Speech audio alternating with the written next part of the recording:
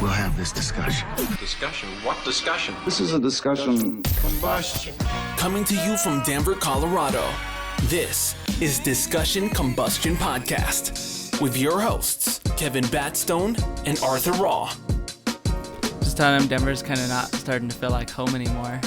Okay. Just kind of ready to venture out and find something new. Yeah. What do you think's been the biggest change in Denver, in the last few years?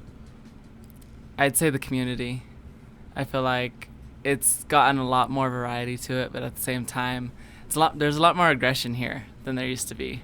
Colorado used to be very quiet, very chill, down low, and now it's not. It's like a very rowdy city. Interesting. Okay. Like rowdy, like party-wise, or like people are just like really aggressive? Oh, in all types of ways. Yeah. Yeah. Like road rage or like. Yep, road rage. I mean, yeah, like even because like I feel like the Denver, the Broncos won Super Bowl, things like that. Like as soon as we started to get a bigger relevant. name, yeah. Mm-hmm. Yeah, and that was at a became time different too here. when marijuana was legalized. Mm-hmm. That kind of changed the Denver market quite a bit. Almost 10 years ago. It's been a little bit, but yeah. Fortunately it did get legalized in a bunch of other states. It did. So now everyone's not just going, what was it, Oregon and Colorado were the first two? Washington. Right, yeah. Mm-hmm. Well, Washington, California Colorado. always had medical, but Yeah. Colorado kind of paved the way for rec. And then everyone wanted to move here because of it. It was a huge business opportunity. Everything was booming. The young culture wanted to come here. Cannabis culture took over. And now 10 years later, you're right, it has changed. People are leaving.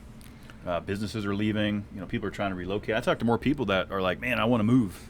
Than I do people are like, I want to move to Denver now. It's just crazy how 10 years have And changed. yeah, it's just like I feel like there's not as much room for growth here for me as far as in what I want to do and things like that. Yeah. I have a lot of big ideas that just I feel like aren't able to grow as well here in Denver as well as they would other places. Mm-hmm. And that is like specifically in hairstyling or like Hairstyling. Like I'm also starting a fashion? nonprofit for the homeless. Okay.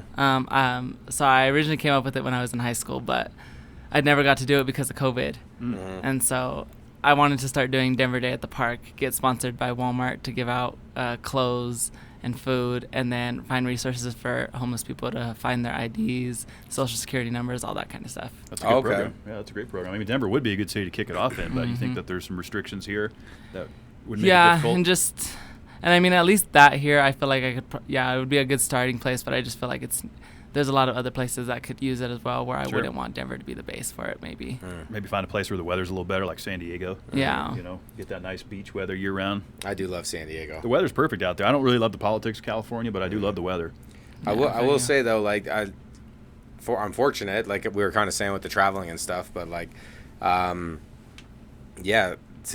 like, you think about somebody that's in that situation where they don't have anything, they don't have or even know anyone that has their birth certificate or social to even go get it, and like, so it's like where do you begin? And I guess that is the beginning, right? Is gathering the information to actually be able to submit a job application. Right. Like you can't do that without a social. And I feel like it's a lot of perceived judgment in the beginning from people who have it all. It's of course it's easy for you to go get a job. It's not as easy when you're recently coming off drugs or like I feel like the homeless in Denver, they always get that. I get there are some that maybe are just using your money for booze and drugs and stuff like that, but at the same time, how many of those people on the opposite end of the spectrum though could you be helping? Yeah, that's true. It becomes a huge stereotype, like the one guy that wants the booze money when somebody actually does need the help. It's sometimes becomes hard. Because, I mean, I'm out and about all the time in the market and get approached, hey, can you help me here? Give me money there. And I try to when I can. If I have a couple bucks, I will. But, I mean, who's kidding who? I always think in the back of my mind, like, oh, you're not going to buy booze with it, are you? It's like, no, I just need to eat. I need to catch the bus, whatever. Try to help however you can, Yeah. I mean, so like back in the day, I would be like, go ahead and buy a beer with it, like whatever.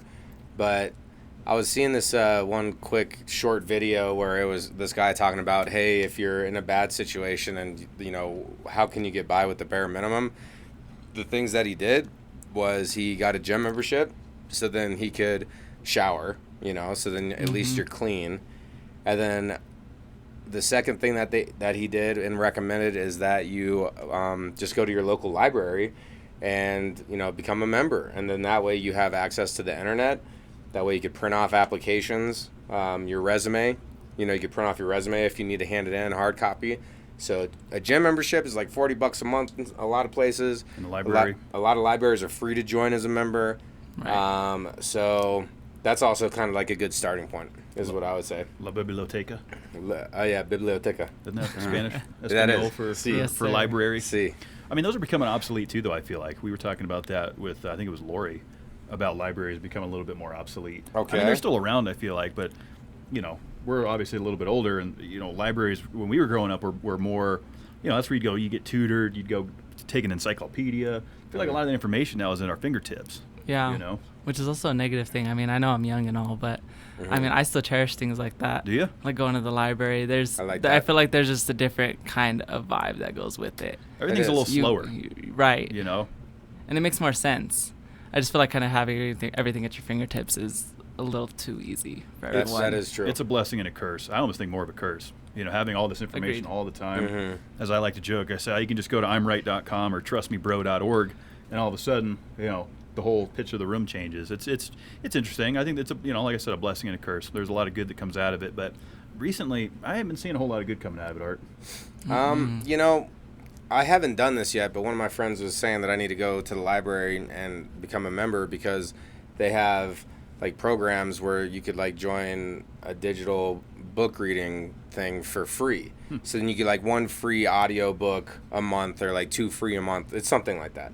But then that way you could actually like increase how much you're learning, because if you're listening to audiobooks, like I don't read all the time. I think I was saying this the other week that like I could step up my reading. But like listening to audiobooks, and there's like systems where they have it so you get free audiobooks through a library. So there's definitely some benefits to going in there. And then it is a vibe, you know. When you're in the library, it's kind of like, okay, let's respect. It's quiet. You know, let's respect the space here. Right. You know, if we're just in here, and then other people are learning, they're like curious, and then so then you're around that energy, like that curious energy. Other people have it. Right. I feel like you could compare it to like an amusement park and being on a VR system. The VR is cool and all, but you'll never be able to experience the excitement of going on a roller coaster unless you're at the amusement park. It's a good way to word it, for sure. See, me, I have a hard time finding groceries at a grocery store. So, like, if I'm looking for the correct book in a library, like, I would be going through, like, I can't find this.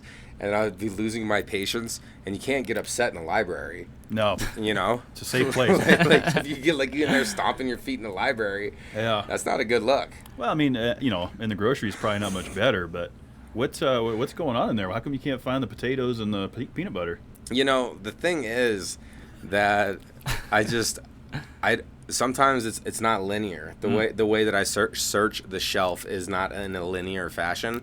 So I'm kind of like jumping around and I'm skipping sections. It's very chaotic. I get that. So that's a weakness that I know about. Like if it was my Achilles heel, like I would just try my best to always read in a linear fashion or look for things in a linear fashion. Because I've looked by things a lot. And then same with the books. Like you're like trying to find the book. You're like, I know it's in this aisle somewhere. And then that satisfaction, I guess that's the point I was trying to make. There's like a major satisfaction Of finding to like it? you finally put your hand on the sacred text that you were searching for. Instead Agreed. of asking for help. You know? Instead of asking for help, you do it alone. Right. You climb that hill, and then you flip the pages, and you smell the aura of the book page, like, and you're in the zone. I haven't done that in a really long time. I was but going to like, say, yeah. I was picturing that when you're talking about the energy of libraries. I know. I didn't think we were going to start this one off on libraries, but you never know which way this thing's going to go. What's your favorite librrie in the Denver area? Have you been to a lot of libraries? I don't remember which one it is, but I know it's over there on Federal. But I feel like that is more nostalgia to me. That's because my when I was younger, my grandma, she used to take me all the time. And I would do the summer reading competition, read as many books. You get like passes to Elitch's or stuff like that. Headphones, cool stuff. So yeah, that's more like just nostalgia to me. But I wouldn't say there's like a specific favorite library. No. Did you have to do a report on those summer reading books, like to prove that you hit X amount? Nope, you just had to have somebody sign off, and usually it was my grandma because I was with her 24/7. So Way to go, Graham. Yeah, she knew. yeah, she's knew. awesome. Maybe she added 1 or 2 extra. You know. maybe, You know. possibly. But you didn't know about it. Just The kidding. world may never know. Just trying to do the summer program. The world may never know. No, so one library that I always thought looked cool from the outside, but I never would inside of it is like the Denver Public one, where it's like off of Lincoln or Broadway. It's like one of those two streets right there next to Colfax. Yeah. It's like near that. I've never been in there, but it's like 5 stories or something. Have you been in there? No, I haven't. We were going to go the other day. Okay, that would be a fun one to go in and just go check out. Yeah, That's for sure. That's actually like know. a good date idea. Go to the mega library. Yeah, like once I you're bet there's past. cool shit in there. Yeah, it would be cool. Where is off Lincoln? Yeah, it's like right there near like the Capitol. It's like close it's to over all there. that. Okay. Yeah. I was picturing a little further south. Yeah, but that would be a good, like, once you're past, like, because when you're dating, I believe that it's more appropriate. The first couple dates should be like dinner dates, you know? Yeah. You know, like a dinner date type of thing. Like, that's a little more romantic. So, like, once you're past the dinner date phase, the library would be a great date idea. That's what I'm thinking right now. After the wine. I feel like and that dine. could also be a good first date idea. You're going first date on that? I would. You know Okay. how different it would be for somebody to ask you to a bookstore, whereas you get asked Yeah. to dinner 24/7. That's You true. get asked to lunch stand out 24/7. a You get little asked bit. to drinks. Right? Yeah. You know? It's like Okay. somebody. It makes you think intellectually about what that person's got going on Yeah, in their head. like what kind of You're what different, kind of right. books are they going for? Yeah. That's true. Okay. Just kind of switch it up. You're like, how about no happy hour? Meet me at the library. Uh-huh. 5:30. Uh-huh. That's interesting. See what they're really made of. Okay, I like that. Yeah. It's kind of like the I do same like thing with that. music. I feel like you could tell a lot by a person with the Their kind of music music taste. they listen to. Mm-hmm. Yeah, I guess that is kind of true. I mean, I don't know if I've ever done a concert as a first date. I don't think I have. I don't know if that's the best first date idea. Well, I mean, it's like going to the movies. It's loud. You can't Yeah. really talk. Yeah. You know, I mean, the vibe's good. You can dance. You can kind Mhm. of have fun that way. But and then talk afterwards. or before. Yeah. Maybe you meet up before for an appetizer or something. Mhm. I don't know. I see concert being all right, but then you're kind of taking a risk. Like, what if they don't like that music? Right. Yeah. You know, what if it's something like that? I guess they should say no to the date then. Yeah, but we know how Right. that goes in the beginning. It's Yeah, like, c- okay, I'll just say yes. Well, and maybe you're like trying to keep the mystery alive. You don't tell, hey, meet me here this time. Yeah. I'm gonna come pick you up. Yeah. I feel like it all just depends on what kind Yeah. of romance you believe in. That's true. So, how many types of like romances are there? So there's definitely like the authentic love one. Mm-hmm. Okay. There's definitely like the lustful one. What is there? There's like the protector, like where like or like the insecure one, where you're trying to fill full from somebody else, making you feel fulfilled. Do you think that falls under romance, though? Is it a type of romance? I don't know. I feel like romance is kind of black I'd say and white. those are more. I'd consider those roles. Yeah. Okay. Like you're having somebody fill a role Okay. for something that you need.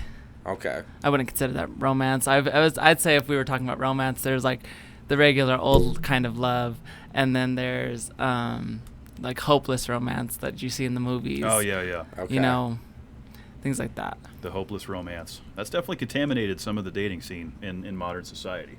We've Okay. seen it. You look at some of these, these rom-coms and these Hollywood movies, they've got like unrealistic things that I think people have then put expectations on themselves and others that it's going to Right. be real, right? I mean, that's been my observation. I'm not saying it can't happen, that you can't open up the door and there's roses and balloons flying around, but the reality is people don't really want that.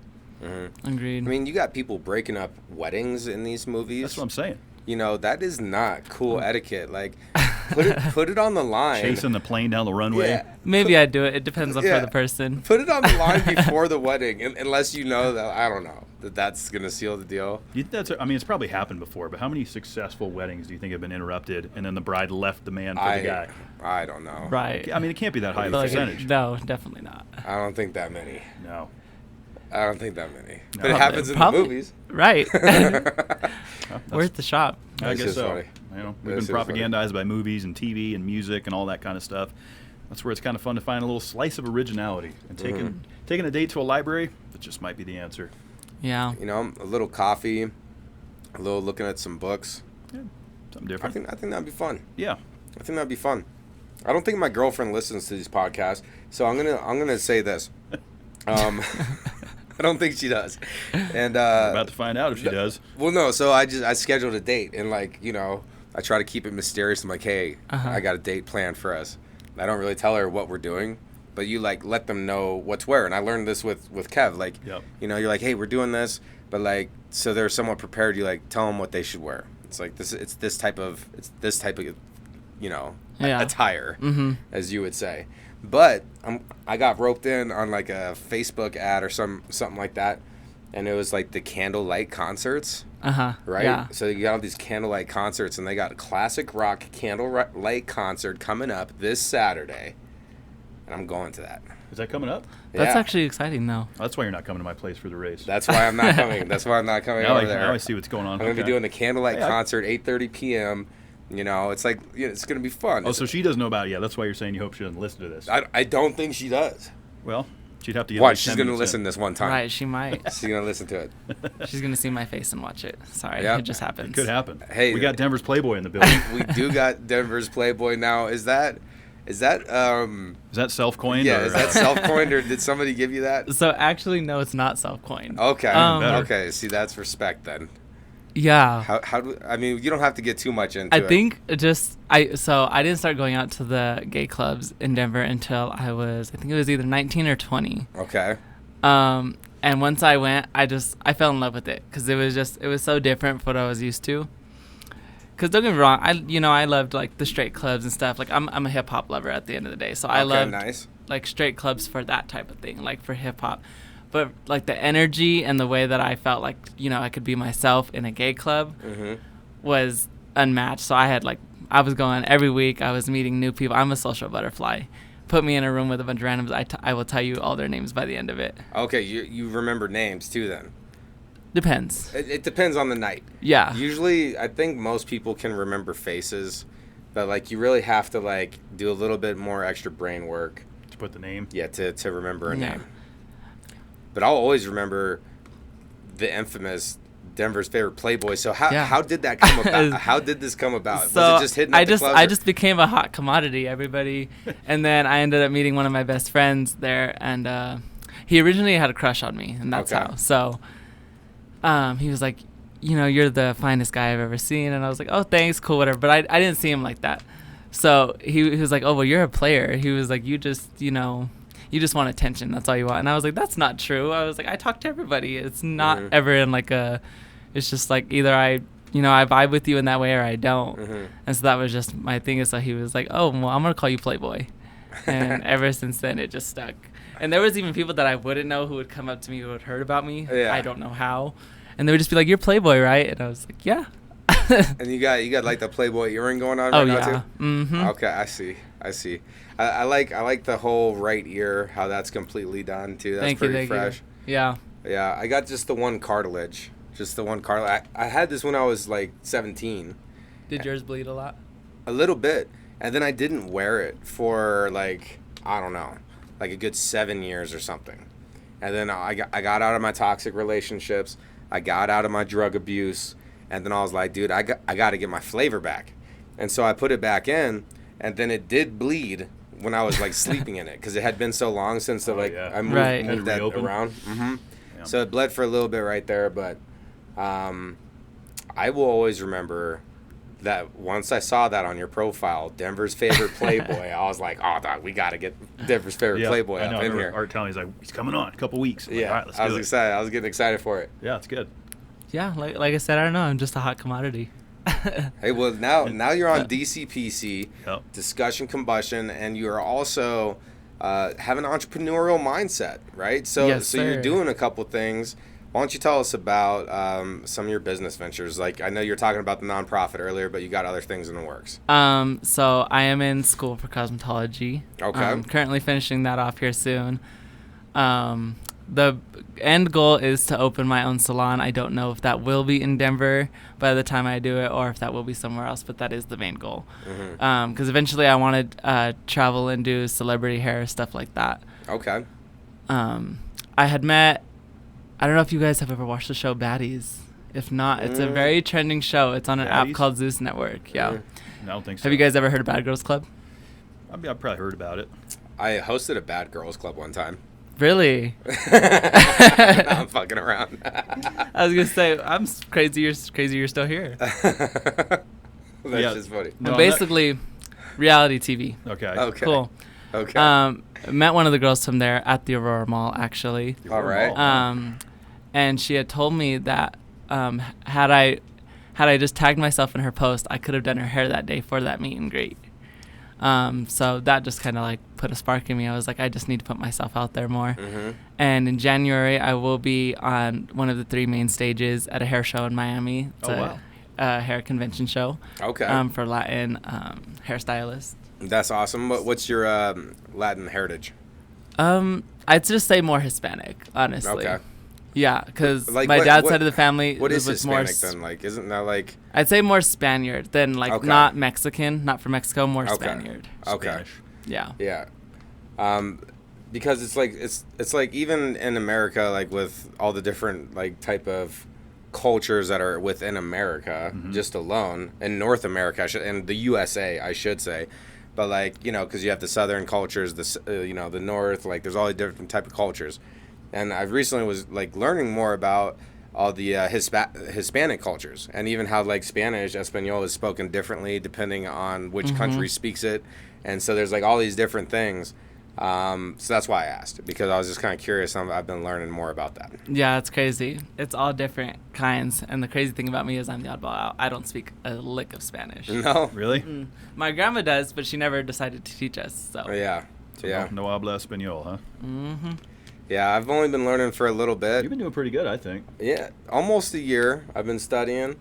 One thing that I will say with like learning a language, is, at least for me, is like what helped is just trying to consider it. Like I know a bunch of slang terms for stuff. Right. So it's like I'm just learning new slang for stuff I already know, and that happens to be Espanol. So like that's one way of looking at it. And then also it's a lot easier to like listen and to like pick out words and understand it. Mm-hmm. But it's hard to like formulate and put the And speak it sentences back. together. Yeah. Yeah. So when you're earlier, for me at least, like I can understand more of it, but it's still harder for me to express it in Espanol. Especially when it's coming at you fast. Oh yeah, That's what I the noticed. Speed, yes. When I went down to Progreso, Mexico, I thought I could hang with the locals. Like this guy. Yeah. At least he's trying. I gave him my best. Yeah, and same with my girl, because English is her second language, and Oh, so wow. I would always speak, like on our first dates, we were like using translator apps and stuff, and like, so we've come a long way, but if I speak too fast, she'll be all like, she like says that back to me like, I don't understand anything you're fucking saying, you're talking way too fast. Her English is getting pretty good, though, I think. And, Oh yeah. hanging around us, Oh yeah, I would say. for sure, would Well, help. that's cool. It's exhausting trying to translate though. Like you're like trying to translate into Spanish to English, and I don't know. It's opened up my mind though, because once you start learning a new language, you realize that there's like a lot of other languages, and it's like a base language. So then there's like, oh, it's actually similar between like Spanish and like French and Italian are all very similar. There's a lot of root words that are kind of based off of the same thing. I Right. think it's more the dialect, right? We have like learning English. They say is so tough because the way we spell words, the way we pronounce them, the different dialects around the country. It's you get like a Cajun guy in the room, a New Yorker, and like a cowboy, right? They all speak the same, but there's all this little dialect that people have to learn. I think that's really Right. confusing. And same going the other way. Agreed. There's people that speak English. I don't understand what they're saying. There are those out there. There's a few. Yeah. We've got some buddies down there in the swamps that can Yeah. be a little tough to understand. Yeah. Cajun folk. It happens. But so you said you give a clean fade. I do. A clean I do. fade, like a nice zero, high and tight, like Yes, all, I do. all the different fades. Yeah, I'm actually self-taught with that. Okay. So, because like I said, I'm doing cosmetology. So you're considered barber trained, not barber licensed. So they teach you the basics, how to give a regular fade, whatever, how to use your scissors more than use clippers. I taught myself based off of videos, like YouTube videos, Okay. how to do a fade, and I don't know, I just picked it up really easy. But I'd say I'm better at women's hair.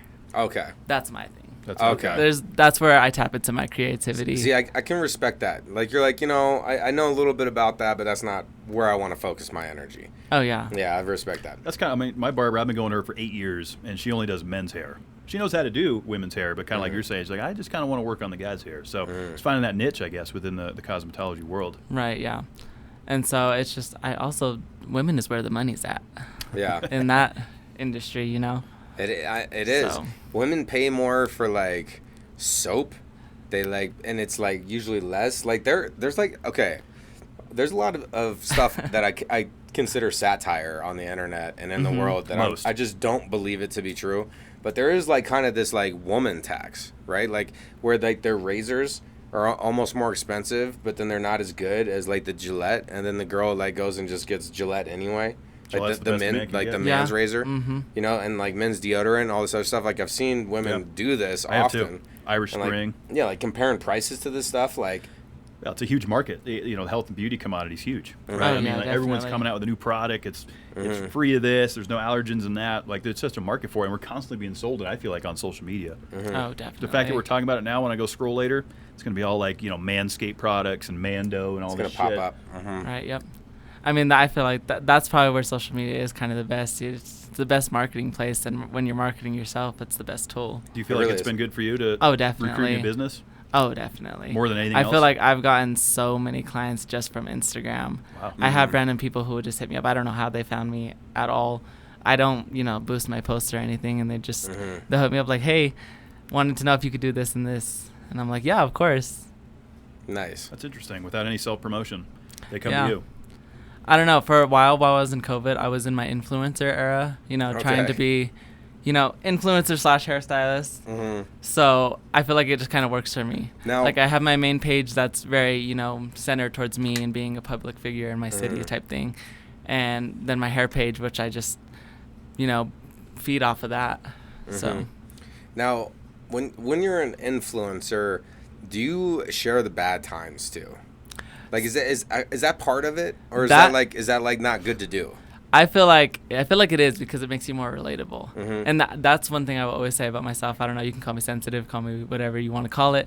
I'm very tapped in with my emotions. I've been through a lot in my life, the way I grew up, things that I've been through, like trauma, done my work in therapy. So I think sharing the bad things is what helps you relate to people.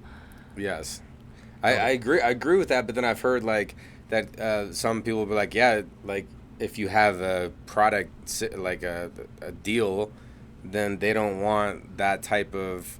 They want it buttoned up. Yeah, They want it to like be- they want a certain image out of that like sponsorship. Yeah. Which is unfortunate. Something like that. 'Cause, quote, I've heard that. John Bates said it best, right? People relate more to your messes than they will your milestones. Right. No, your message. Your message. They relate with your messes more than your message. Right, then your message. Yeah, right. so Which like is true. Yeah, it is good to talk about, because it's not easy for everyone, and like everyone stumbles and like gets some scrapes along the way, Yeah. Right. and you yeah. should be able to mention that. Yeah, that's a good point, though, when it comes to You know? influencers, because we really only see the good times, for the most part. When we consider these huge millions of follower influencers, they're not really on there talking about, hey, car got stolen, or I'm feeling down today, want to drink, whatever. You don't see a ton of that, and I feel like if we saw more of that, I feel like people would be a little bit more apt to not constantly feel like they have to put their best foot forward on social media all the time. Like Right. they're constantly being judged. It's okay to slip, that kind of stuff. Normalizing that is what I'd like to see more of. Right, same here. And that's why I feel like, if you don't, what are you really using your platform for? Right. If you're willing to sell yourself out for a brand deal that wants you to hide those kind of things, what is it all really worth it for? At least that's how I see it. That's a The good likes, the money, And then you just get caught up in that lifestyle. You're basically playing a character at that point. And that even ties in with like how I do hair. People always ask me like, "Are you in it for the money?" Like the money's cool. Don't get me wrong. Of course, like who doesn't want money? do it 'cause you love But it. at the need same that. time, it's a necessity. right? Yeah.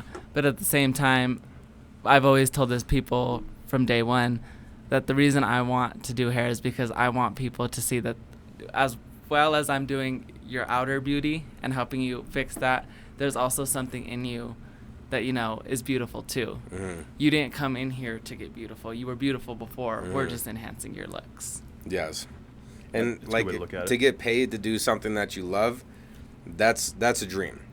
Right. And like, but another thing, to do something that you love, you still got to do things that you don't want to do, and that's just part of it. That's just how That's it just goes. life. Like Right. in a big city, right? Yeah, like we love like this part, recording and this and that, but like everything else, like putting it together, making sure that it hits right, overcoming this obstacle, doing that.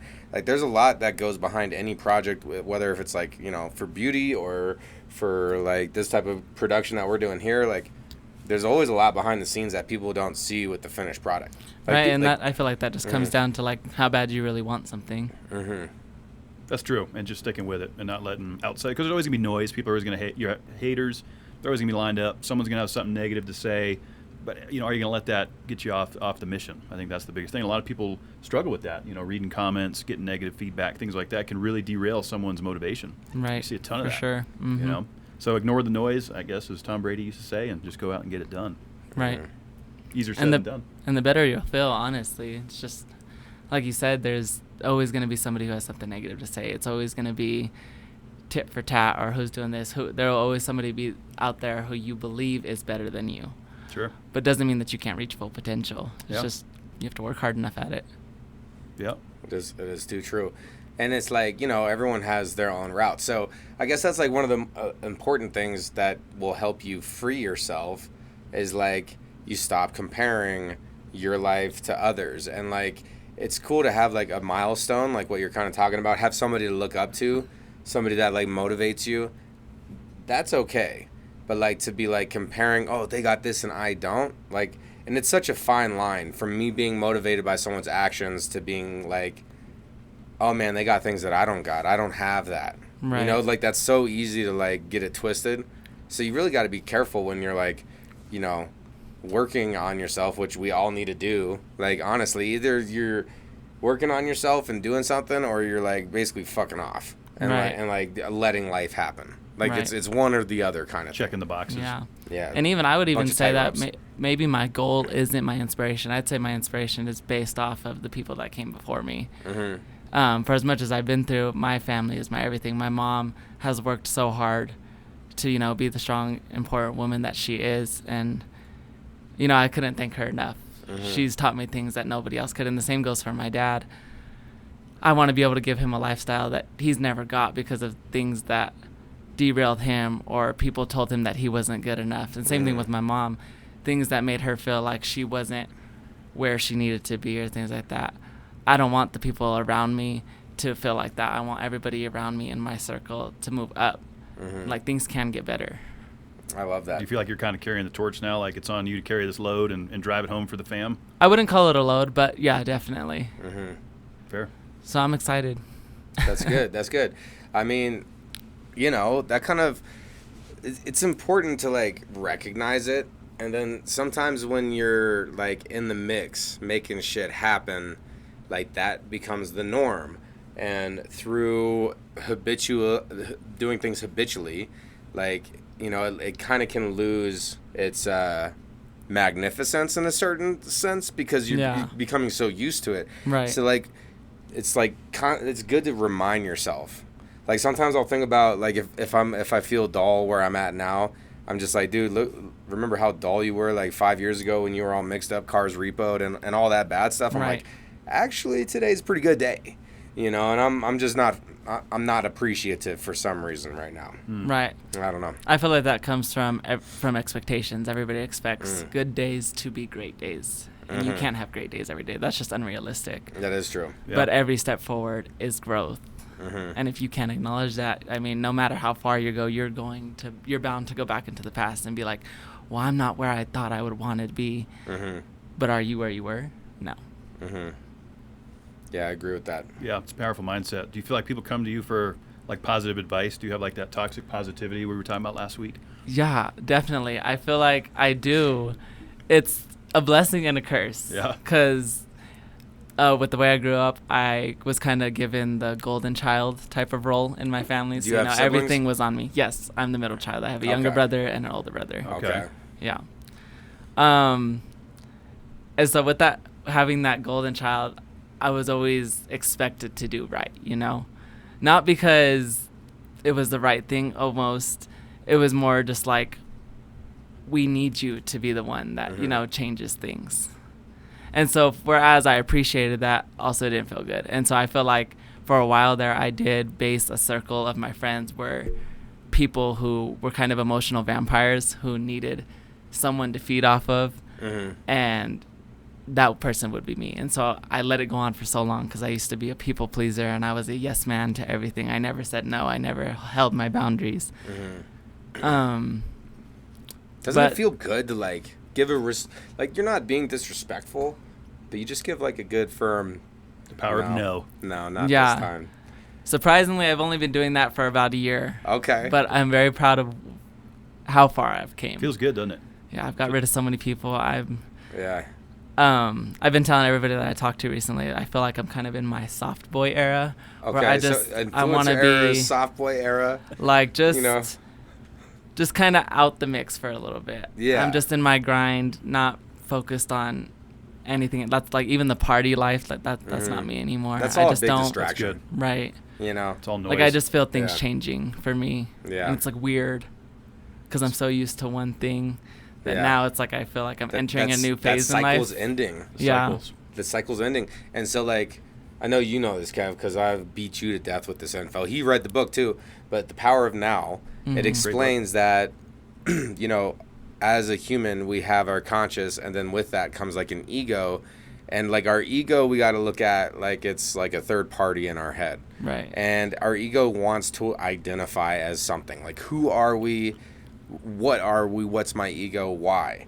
And so when cycles end, and there's always all these different cycles, even like, with the seasons and stuff, there's all these different cycles. Your ego gets attached to a certain cycle and identifies yourself with that cycle. And sometimes when people are depressed, it's because a cycle has ended. Their ego still identifies with that old cycle, which no longer exists. Right. And then now they feel out of place because they haven't been able to like redefine who they're becoming. And one thing that's inherent is like change is inevitable. And that's for us too. Like people are always growing and developing and becoming a different person.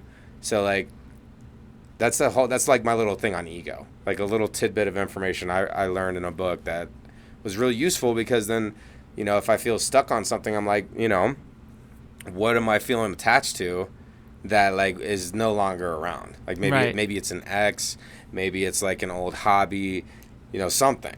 Right. Yeah. For me, it'd be drinking, giving up booze. That was such a part of my life for so long, like a part of my character. Kind of redneck cowboy, NASCAR guy, drinking beer. It just became who I was for so long that I had to break those ties and do it for the right reasons, right? Yeah. Not live up to that. Well, where's the beer at? Where's the beer drinking guy? Getting out of that cycle, I think. I'm still in it. I'm still trying to get out of that cycle. Right, yeah. I feel like for me, honestly, it was I'm considering it like an ego death, honestly. Because I feel like for a while, I became a mean kind of person, not intentionally, but I think out of trying to prove myself to other people for so long, because I didn't believe that, I could be capable of good things, that I became this person who was trying so hard to prove to be something that I truly wasn't, and I've never been that kind of person, that I would, like, I can admit that, like, I've put people down in order to feel better about myself, and that's why I think this whole new season has just been me having to kind of realize, like, that's not who we are. And it made me feel humble that. Yeah, like it sucked, because like it made me feel like so ashamed, like, because I've never intentionally been that person. It was never that I thought less of anybody. It was just that I couldn't get a control on how I felt about myself. So you kind of put some walls up, maybe. Yeah, I think that's like a natural defensive thing that we do, though. Right. In human psychology, we're like, okay, I got to back away from this, got to tighten up. I don't want to allow any of this negativity around me anymore, or just whatever it is. I mean, just the power of no, I think. It could be a blessing and a curse as well, right? Because maybe you're saying no to an opportunity, or you're saying no to something that truly is going to bring negativity to you. I don't know. That's a tough balance there that I think everyone's going to go through at different times. Yeah, but it has been like a cool experience. I've just been noticing little things change. I just don't want to be a person that carries hate around in my heart anymore. That's good. I've been through too much, overcome so much that like there's no need for that. I want to be a leader. I want, anybody who's, like I said, anybody who's around me who can talk to me, see that like you have potential too. There's so many great things about yourself that you don't even realize. And that comes from something that my dad has always told me. He was like, you were a sperm. And you know how many other sperm cells you beat in that race to get to the egg. You were meant to be here. You have a purpose. You matter. And like that's another thing, suicide awareness. That's another big thing for me. I have this tattoo on my arm. It says victory, and it has. Hold that up a little bit more. Oh yeah. There it is. Yep.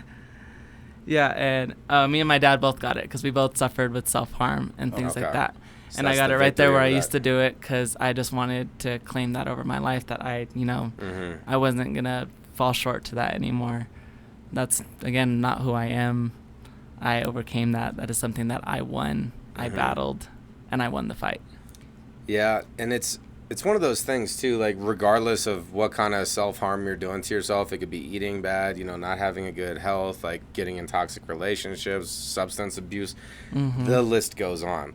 But like to actually overcome some of that stuff, it's like you really gotta, like what you're talking about, slow it down a little bit, like take some time to yourself, like start to eliminate the noise around you, like where your influence is coming from. What am I feeding my brain? What's perpetuating the negative shit that I want out?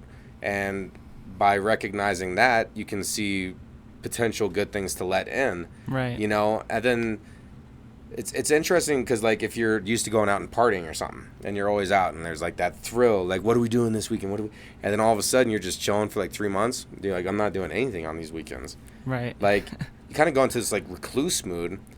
But I guess it's hard to like encapsulate in one statement as far as like why that's important, because you need to like get in your own headspace and be able to be in your own thoughts without needing to like have the external input, right? So once you can actually just sit with your own thoughts and like really start to love who you are, love how you think, love how you try to help people, love how you get through struggles, and you have that self-love, like that's when the healing started for me. Like once I really started appreciating myself for who I was and who I was becoming, and then kind of like how you were saying how you've had that responsibility a little bit, like then you start carrying the torch not only for yourself, but like when your light is shining bright, like you lead the way for other people in the darkness, right? And that's almost just something that happens without intent.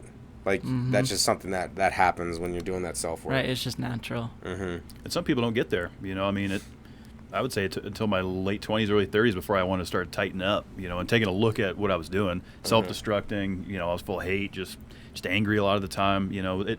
For me, it was later in life, So it's always refreshing to hear some of these younger folks that come in and share that, like, hey, I want to do better. I want to be tightened up a bit. I'm not going to do the partying and put a lot of that, down. That's refreshing to hear, because there's a lot of it out there and it's easy to get caught. It's easier to go that route. Right. Put it that way. It's easier to just throw your hands up and say, I'm just going to get hammered.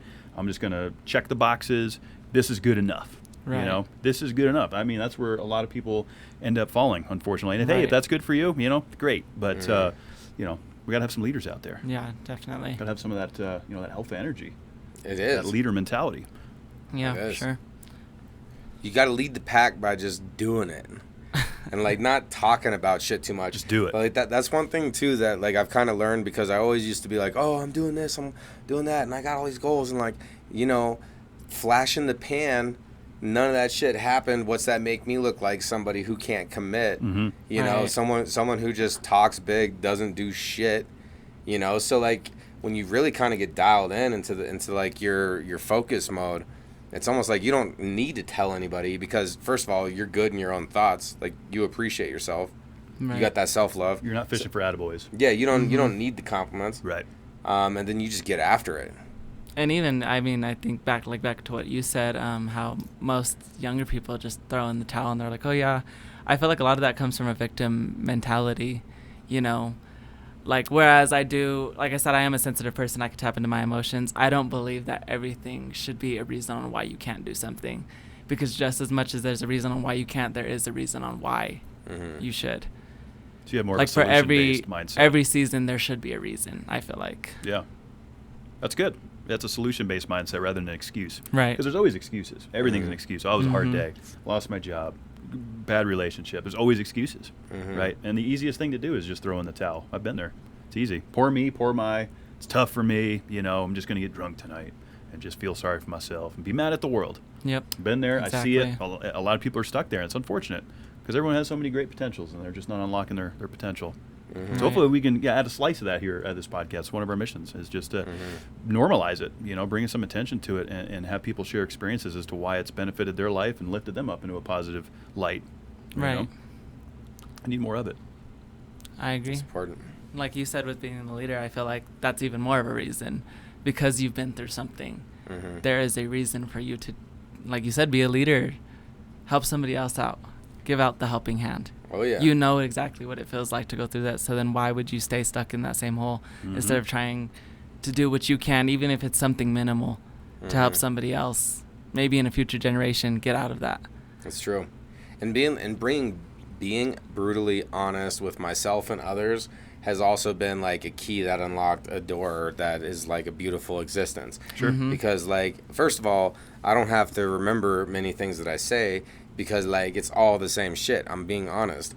And then also, you know, I've been open like with the opiate stuff or like, you know, honestly, I was thinking about it and I was like, I was afraid of responsibility when I was doing the drugs. Like I was afraid of responsibility. You were escaping it. Yeah, I was trying to just I ignored bills and like tanked my credit. Like didn't want to be responsible for some reason, and because being responsible and handling business, like, you know, like if I fucking let my license plate expire, then, you know, it's going to be a lot longer of a process for me to get it reinstated and more money with the fees than if I just did it on time. And even though I knew it was coming due, like I would still like push it off. So it was living like there's no just tomorrow. being stupid. Yeah. Right. Just Well, being been there. stupid, man. Yeah. And like I was like that for a long time, you know. Wow. And so being honest about that I was stupid like that, like that's like a power to me now, because it's like, yeah, no, I was stupid, or yeah, I did start taking, you know, the Hims hormone blocker because I was losing my hair and I didn't want to own it yet. So then I got on the hormone blocker, so then hopefully I wouldn't lose my stuff because I'm insecure about it. And just saying something like that, just putting it out there and being truthful, like it's almost like you like break the weight and chains of Right. like It's refreshing. like I'm just saying how I feel, exactly how my emotions are. I'm not hiding nothing. And I care what my peers think. I obviously respect people's opinions, but like deep down, it's like I don't really care what people think, you know. But Right. that's a fine line too, because you still want to care, you still want to show empathy, but at the same time, like, you know, I'm not gonna let this person's opinion like change my energy for the Right. day. Yeah. Yeah. And Agreed. we're constantly getting Yeah. thrown that. I think this is week 3 now. I'm going to coin hashtag confident vulnerability, right? Because that's really what it's turning into, is being able to own these kind of things and have those like most people don't. It's uncomfortable for a lot of people to talk about things that maybe they've struggled with or whatever. Normalizing that, I think, is strength, right? And it can empower others, like you were saying. You know, it might help a generation down the road or whoever. It might help someone that just needs to tune in and hear it. But confident vulnerability, we need more of it. Right. I do like that. When I feel like if you're vulnerable about the things that you've been through, also it helps people relate to you. Exactly. There's so many people out there who think that, you know, like, or I'll even say especially men who think being so, you know, uptight and, no, I have to be a man, boys don't cry, being like that, it's not going to get you anywhere. Yeah, that may get you some kudos at the gym or, you know, nice truck, my guy, but when you're getting to know some, like if you're getting married, what woman is going to want somebody who can't have a man who's going to open up to her? Like, everybody needs a little bit of something. It doesn't all need to be one strict way. And that's what I feel like in today in society, with everything in the LGBTQ community, you know, men and women, there's too many stipulations on what everybody should be doing instead of just understanding that we're all broken people just trying to find our way. Yeah, I could agree with that. That's pretty well said. And there's one thing, you know, I think that pretty much everyone can agree on, like relationship-wise, and it is like in sexual polarity and things like that, is a masculine and feminine energy. Not necessarily men and women per se, but like that kind of balance of feminine and masculine energy, I feel like kind of has to exist to have that polarity and that sexual attraction. Would you agree with that? Yeah, definitely. And I think that's where a lot of people get stuck up with, you know, or they get hung up on, you know, a gender role per se. Like, you got to be the tough guy all the time. That's masculine. That's alpha. That's not necessarily true. But there still is that counterbalancing feminine and masculinity that I see across, no matter what, trans, gay, straight, you name it. Like, I feel like you have to have that kind of polarity for it to work, for it to balance the yin and yang. Definitely. Yeah. Yeah, if you get two people that, you know, can't make any decisions together, like, cause you know, like, oh, what are we gonna go eat? I don't know. We're gonna go eat. Like, how many relationships has that frustrated in the relationship? It's happening right now. It's happening right now, and it's just somebody just needs to make that decision. And I don't know. I feel like that's kind of like a guy's like role. Like the masculine energy role is gonna take the decision. Like, hey, I'm going to be the leader, but, you know, going to what you're saying, like, everyone's going through some bullshit, and like there's all these perceptions on how people should be, and I think that's all just like society, like it's kind of BS. And like I've said this before in the past, but like, and I've unlocked this myself through trial and error, but I make up my own rules to like what I feel is the right stuff to be and to be a good human. Like, of course, I have a lot of great influences. I've learned things like by reading. Like, I didn't come up with this by myself, but like we can all make up our own rules to like what is the norm. Like, you know, the whole getting married, going to college, like that whole lifestyle and that path. So many people think that that's like the way to live, and then when you do things differently, then it's like, oh, you know. So it's like, well, who's telling us that this that like this is the way to live? Yeah, who's the decider behind that? Why where's this coming from? And you know, it comes from media, it comes from all these different areas. Just simulation, yeah. We've been kind of programmed, socially conditioned, between the movies like we talked about earlier to the propaganda we see on the news every day. People are held to a standard that they're not even, you know, they're going off what someone else's standard is, and they're not identifying what their own is, I feel like. Agreed, yeah. So hopefully we can empower some people with it. But we always get deep on here. So what's something else that's fun or different about you that maybe people don't know? Let's see. I sing, I play guitar and piano. Oh, wow. And I write music. All right, here we go. Okay. Like that was a big thing for me when I was younger. I mean, it still is here and there. I still play guitar. I still could play piano if I had a new keyboard, but I haven't went to go get one. But yeah, music was a big thing for me when I was growing up. I did musical theater all 4 years of high school. Nice. That was kind of my thing. Choir, I performed talent shows whenever I could, whenever I had the chance. Okay, and so you just go belt it out, like you got a pretty good big voice? Yeah, I'd like to think so. Okay. I I did have to turn down the EQ and volume on this mic, so you know I can agree with that. That's pretty funny. Now, did you learn keys before guitar or guitar first? Keys first. I wish I would have done it that way. So I'm a guitar player, and then now I'm not actively trying to learn keys, but I want to, because I feel like that's the best way to write music. That's how you make That's music. the way. Like, you need to play the piano, and then you could get a can synthesizer transpose and everything from there. Yeah. So you went keys and then guitar, so it probably made more sense too on the guitar. Yeah, and it was easier. Oh, jeez. It happens. It was easier for me when you have to, learn how to use your fingers on a guitar, whereas you already kind of know how to do it when you're using both hands. Yeah, you're kind of limber. On a piano or a keyboard. So you have some music out somewhere? It's all hidden at the moment. It's all like I'm like the same. I'm the same. Like I have a bunch of tracks, and like I've been thinking about like just starting a Spotify and throwing up all the old shit. Like it's probably been 5 years since I've recorded anything, but like there's still a bunch of like stuff out there that is not stuff that is not out there, I should say. So Stuff that's recorded though. Yeah, it's recorded. I don't know what my holdup is. I should just put it out and give it to the world already. I think so. I've been saying that for years though. I feel like I should do the same, but I haven't got there yet. I mean, you got to be organized. Like people think, oh, it's easy. I go to Spotify and find this music, but like really, you got to have all your ducks in a row. And like when you're putting it out there and making sure that it sounds good, is it leveled out with the other stuff out there? Do I have like copyrights? Is this song something that I sampled that I shouldn't have a profit built? Like there's a lot that goes into like the graphic for the song, and then you're like out there promoting it. Yeah. It takes time. That's why. Yeah, because just getting it out there is one thing, and now people have to find it.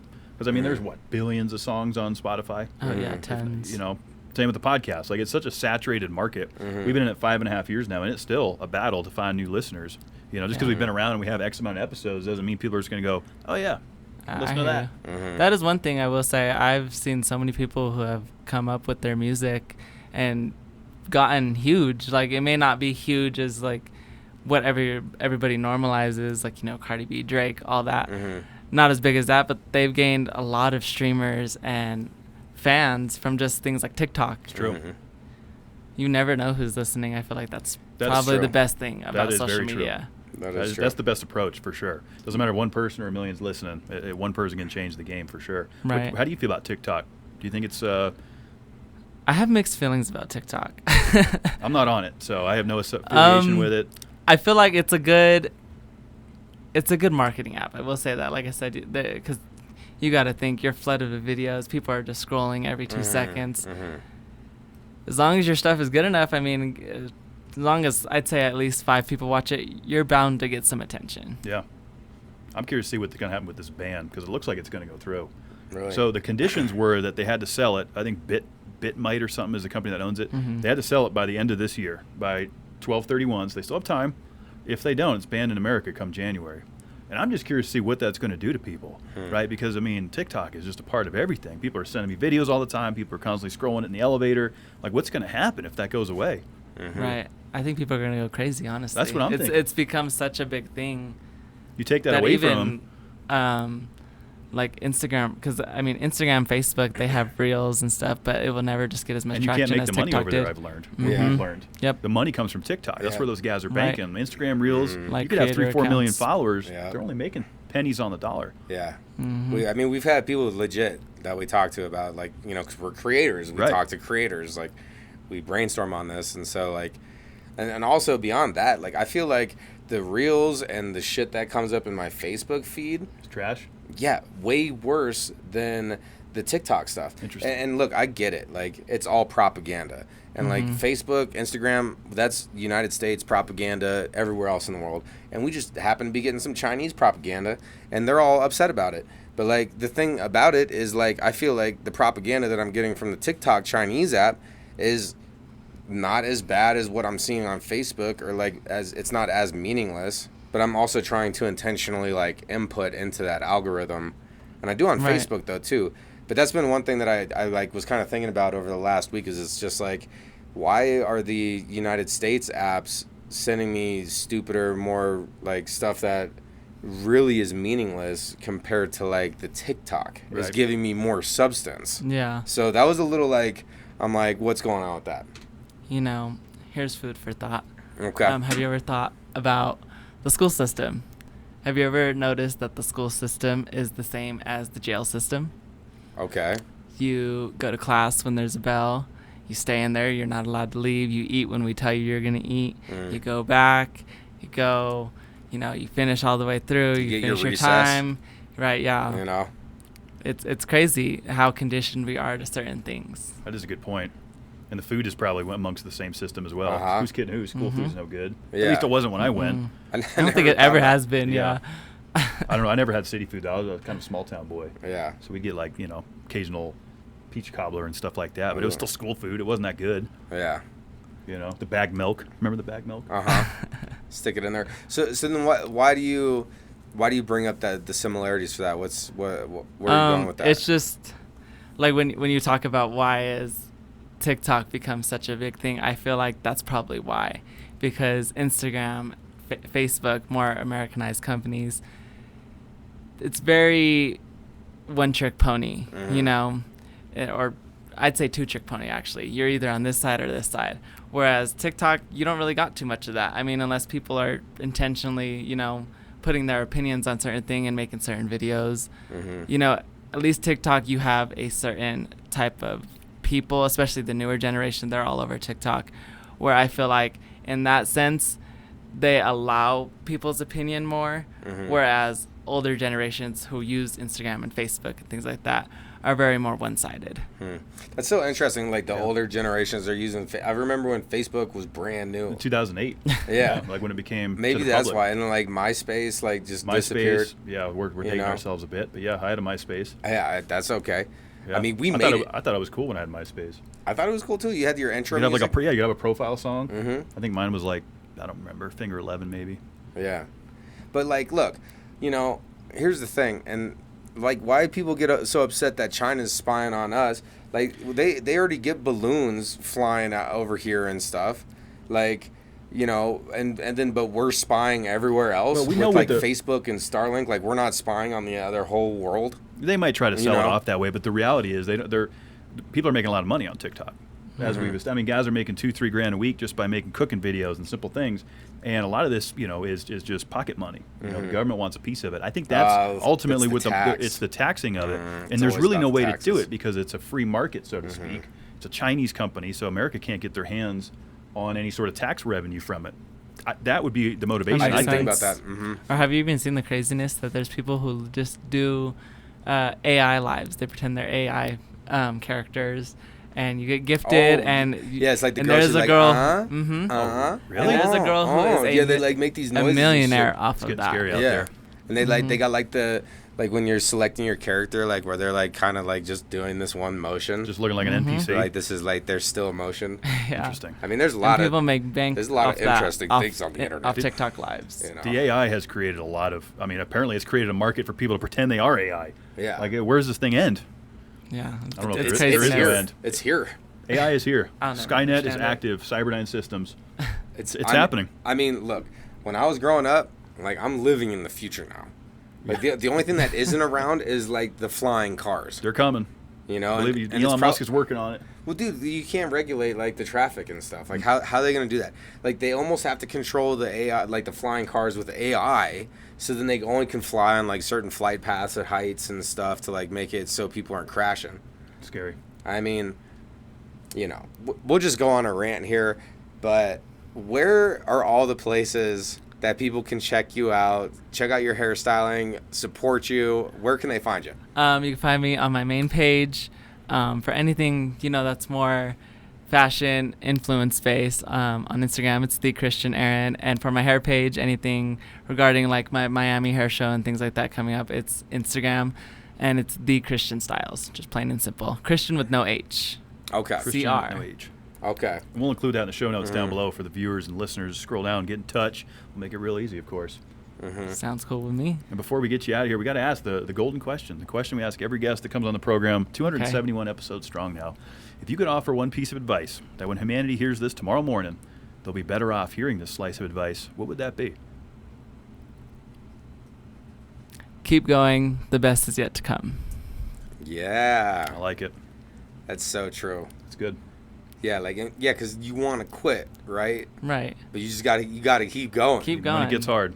You never know what opportunities are in store. I never thought that this would be an opportunity, and look what happened. Let's go. Keep going. We're gonna give you a nice little boost off this. I do like that because it's not easy, and so to like keep going, and then you also prove to yourself like that you didn't quit when it got hard, and like that there's where you find your inner warrior, Right. and I rely on that, dude.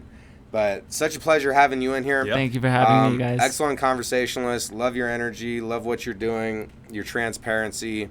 Absolute pleasure. Yeah, great Cool. energy. Thank you. I appreciate it. Thanks for being open and sharing some stories with us. We just kind of scraped the surface, so we love having repeat guests. So let's get you on maybe in the next year or so. Oh, definitely. I'm excited. Check back in, and sounds good. Thanks for being here, man. Thank you. Absolutely. Everyone out there listening and viewing, please be good to yourselves. You know you deserve it. And what we got coming up on Friday, Kevin? We'll see you tomorrow on Happy Friday. Thanks for your continued support right here on the Discussion Combustion YouTube channel. We love y'all.